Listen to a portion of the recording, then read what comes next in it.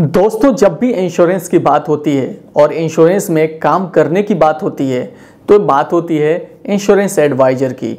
और जब भी इंश्योरेंस एडवाइज़र अपनी जॉब करता है, यानी जब भी वो डील करता है, इंश्योरेंस बेचता है, चाहे वो हेल्थ इंश्योरेंस हो चाहे वो लाइफ इंश्योरेंस हो, तो उसको सबसे पहले जो चीज़ें जानने की ज़रूरत होती है वो जानने की ज़रूरत होती है कि जो कस्टमर है उसकी रिक्वायरमेंट क्या है, जो कस्टमर है वो किस टाइप का कस्टमर है। आज हम लोग इस वीडियो में यही बात करेंगे। अगर अपने इंश्योरेंस को डील करता है तो वो कैसे जो है कि एक सक्सेसफुल एडवाइजर बन सकता है और लाखों का जो आमदनी है वो कर सकता है। और ये बहुत ही इंपॉर्टेंट है। अगर आप एडवाइजर बनना चाहते हैं, इंश्योरेंस एजेंट बनना चाहते हैं तो आपके लिए बहुत ही इंपॉर्टेंट है। तो प्लीज़ आप लोगों से रिक्वेस्ट है कि वीडियो को एंड तक देखिएगा, बिल्कुल भी स्किप मत करिएगा। तो हेलो दोस्तों, एक बार फिर से आप सभी का स्वागत है एक और इन्फॉर्मेटिव वीडियो में। और आज हम लोग इस वीडियो में बात करने जा रहे हैं इंश्योरेंस के बारे में।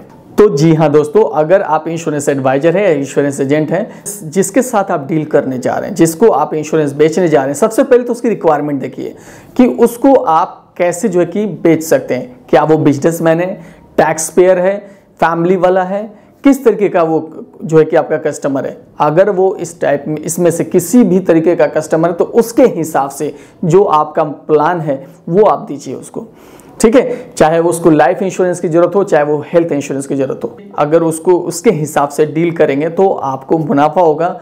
और साथ ही साथ ये जान लेंगे कि उसकी जो रिक्वायरमेंट है कितने की है और वो किस मकसद से जो है कि इंश्योरेंस में पैसा लगाना चाहता है, तो आपको बहुत ही आसान होगा उसको डील करने में। तो दोस्तों, यहाँ पे जरूरत होती है, सबसे पहले देखिए, आप देखिए कि क्या वो टैक्स पेयर है। अगर वो टैक्स पे करता है तो उसको जो है कि सेक्शन 80C और सेक्शन 1010D में उसको बेनिफिट वाला जो प्लान है ना, आप उसको दीजिए। अब ये 80C और 1010D क्या होता है? 80C का मतलब होता है कि जो भी कस्टमर इंश्योरेंस लेता है तो उसको इनकम टैक्स में जो है ना सेक्शन 80C के अंदर जो है कि उसको बेनिफिट मिलता है, उसको रिबेट मिलता है। तो इसलिए वो चाहता है कि वो ज़्यादा से ज़्यादा जो प्रीमियम है वो भरे, ताकि उसको वो अपने टैक्स में जो है ना वो शो कर सके। साथ ही साथ 1010D की बात अगर हम करें तो जो 1010D होता है वो होता है जब मैच्योरिटी कंप्लीट होती है, जो उसका रिटर्न आता है ना, तो उस टाइम पे पैसा डिडक्ट होता है। तो जो भी कस्टमर का मैच्योरिटी अमाउंट 10 लाख 20 लाख 50 लाख जो भी बना होगा, जब उसका रिटर्न उसको मिलने वाला होगा तो वहाँ पे 1010D का बेनिफिट जो है ना उसको मिलता है, यानी उसको उसके हिसाब से जो है कि टैक्स का जो डिडक्शन है बेनिफिट मिलता है। तो साथियों, जो भी 80C और 1010D अगर आप समझ करके और अपना जो टैक्स पेयर है उसको अगर आप बीमा बेचते हैं तो आपको लाखों के इनकम आप महीने का भी कर सकते हैं। जो भी टैक्स पेयर होते हैं वो ज़्यादा से ज़्यादा इंश्योरेंस के ऊपर अपना इन्वेस्टमेंट करते हैं, और वो इन्वेस्टमेंट जो है कि उनका मेन मकसद होता है टैक्स पे करने का।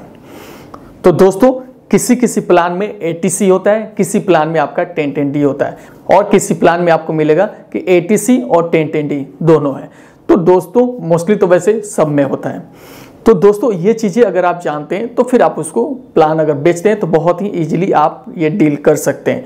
साथ ही साथ अगर हम बात करें कि कस्टमर अगर बिजनेसमैन है तो वहाँ पे भी उसको टैक्स तो पे करना ही है, क्योंकि अगर वो इनकम टैक्स के दायरे में आता है तो वो उसको इनकम टैक्स पे करने के लिए अपने पैसे को रिबेट चाहिए ही, तो डेफिनेटली वो इन्वेस्टमेंट करना चाहेगा।